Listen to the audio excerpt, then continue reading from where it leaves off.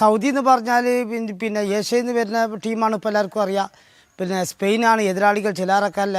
പിന്നെ ജോർജോസ് ഡോഡിസ് എന്ന് പറയുന്ന സൗദി കോച്ചാണ്. വഫാഫ് അൽ അഗഡിയുണ്ട്, അസൻ ടബാക്കിയുണ്ട്, പിന്നെ അസാഡ് അൽ മൂസയുണ്ട്, ജിയാദ് ടാക്കീരിയുണ്ട്, അലി ലിയാമിയുണ്ട്, സിഹാദ് അൽ ജൊഹാനിയുണ്ട്, മുഹമ്മദ് കോനയുണ്ട്, സാലം അൽ ദസാരിയുണ്ട്, യാസിർ അൽ സുഹറാനിയുണ്ട്, പിന്നെ മുഹമ്മദ് സുലൈമയുണ്ട്, മുസാബ് അൽ ജുബൈറുണ്ട്. അങ്ങനത്തെ ശക്തമായ കളിക്കാരൊക്കെ ഉണ്ട് സൗദിയിൽ. പിന്നെ സൗദി പിന്നെ കഴിഞ്ഞ പ്രാവശ്യം ഡ്രോ പിടിച്ചതാണ്. ഏഷ്യയിൽ നല്ല അത്യാവശ്യം ശക്തിയുള്ള ടീമാണല്ലോ സൗദി. പക്ഷേ എതിരാളികൾ ചില്ലറക്കാരല്ല. കഴിഞ്ഞ പ്രാവശ്യം സമനിലയിൽ പിന്നെ വന്ന ടീമാണ് സ്പെയിൻ. ആകെ സമ്മർദ്ദത്തിലാണ് സ്പെയിനുള്ളത്. യമാലും വില്യംസും അവിടെ ഇറങ്ങിയില്ല. പിന്നെ ലൂയിസ് ഡെലഫോണ്ട എന്ന് പറഞ്ഞ കോച്ച് ഞാൻ വിമർശിച്ചതാണ് കോച്ചിനെ. അപ്പോൾ ഈ നാടെ തന്നെ പിന്നെ കോച്ച് മെയിൻ കളിക്കാരെ ഇറക്കി വിടാനാണ് സാധ്യത, ജമാലിനും വില്യംസിനും. അതുകൊണ്ട് സ്പെയിൻ ലോകത്തെ ഏറ്റവും ശക്തമായ ടീമാണ്.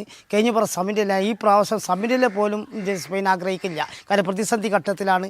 അതുകൊണ്ട് യൂറോപ്പിലെ ശക്തമായ ടീമാണ് സ്പെയിൻ. കഴിഞ്ഞ കളിയിൽ ഒരു കോച്ചിൻ്റെ ചെറിയ പോരായ്മ സംഭവിച്ചതാണ്. ഇന്നത്തെ കളിക്ക് എന്തായാലും യമാലും വില്യംസും തിരിച്ചു വരാനാണ് സാധ്യത. മെയിൻ ടീമിനെ ഇറക്കി വിടാനാണ് സാധ്യത. സൗദി നിസാരമായിട്ട് ഒരാളെയും കാണുന്ന ലോകകപ്പല്ലത്. സൗദി മോശക്കാരൊന്നുമല്ല. കഴിഞ്ഞ പ്രാവശ്യം ഡ്രോയിൽ എതിരാളികൾ തളച്ച ടീമാണ് സൗദി അറേബ്യ. അതുകൊണ്ട് സൗദി അറേബ്യ ഡിഫൻസിലേക്ക് താങ്ങും, കാര്യം സ്പെയിനാണ്. സ്പെയിനോട് ഡിഫൻസ് പോലും കിട്ടിയാൽ സൗദിക്ക് അഭിമാനമാണ്. അപ്പോൾ ജോർജോസ് ഡോനിസ് എന്ന് പറഞ്ഞ കോച്ചാണ് ഇപ്പോഴത്തെ കോച്ച്.